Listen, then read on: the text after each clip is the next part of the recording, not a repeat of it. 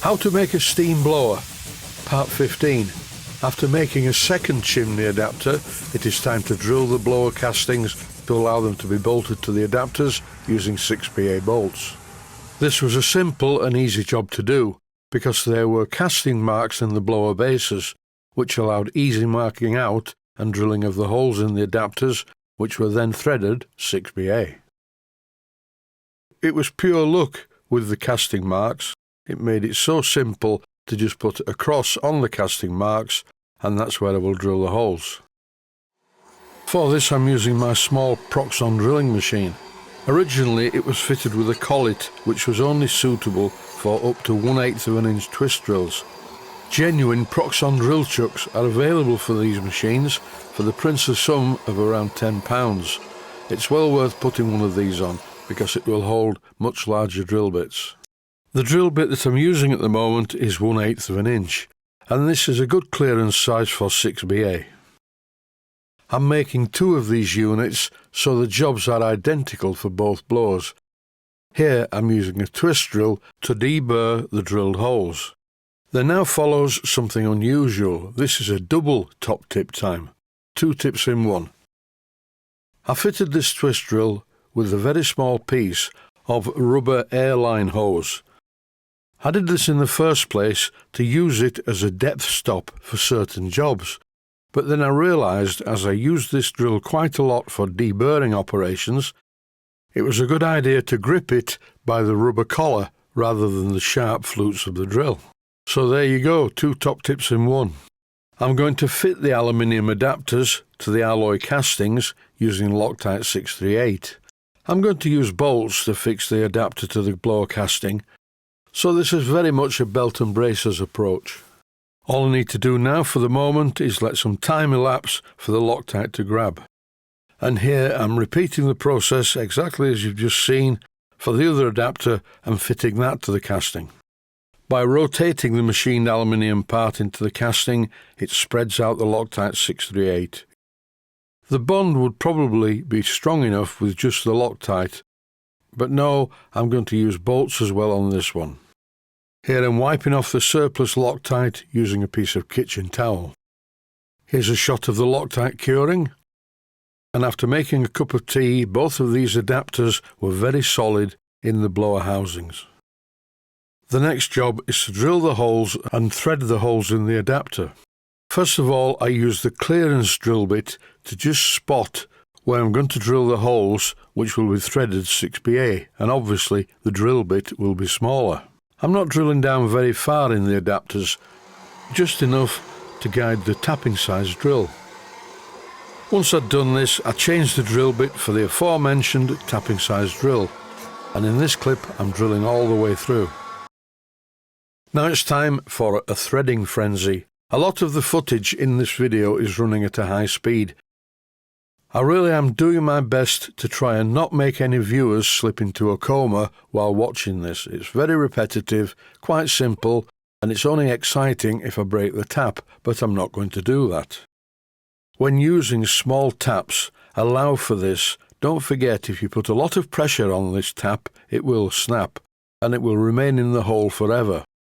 I was going to use countersunk bolts, but I didn't have any 6BA countersunk bolts, would you believe? So I'm using cheesehead bolts, and thankfully they clear the rotor, only just, but they're clear. Once the adapter was firmly secured to the casting, I refitted the assembly back to the motor using the original bolts. I suppose I should really call these machine screws.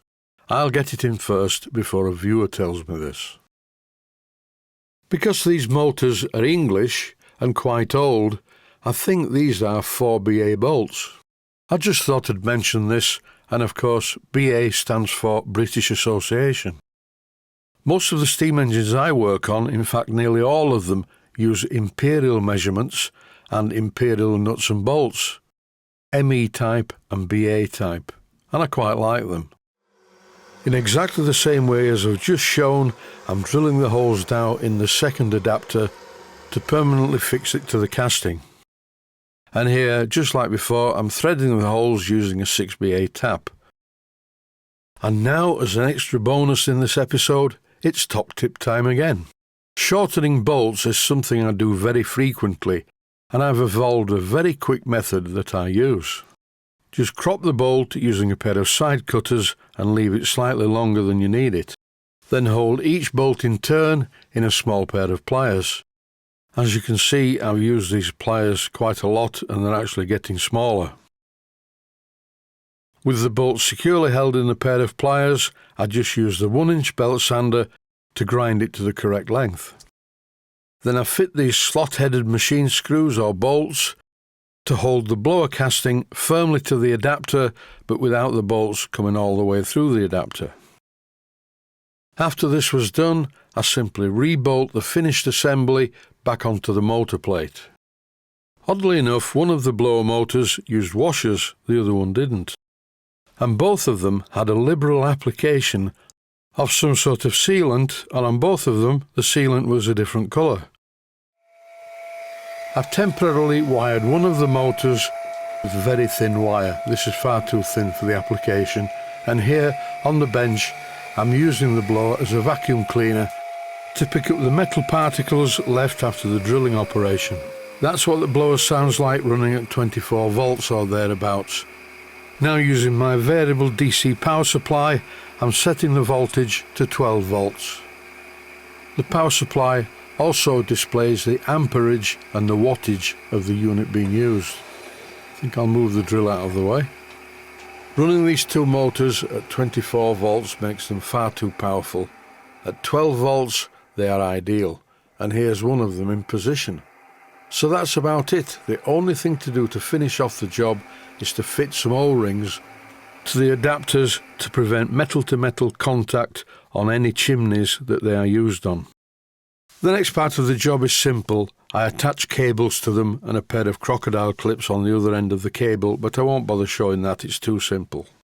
I'll be using one of these blowers fully wired when I perform the steam test later on in the series. That's it for now. Stay safe, stay healthy. Thanks for watching, and I hope you found it useful. Please take the time to visit my Mainsteam Models website and click on the section of the website that says Video Playlists. And by doing that, you can find other videos that you may like to watch.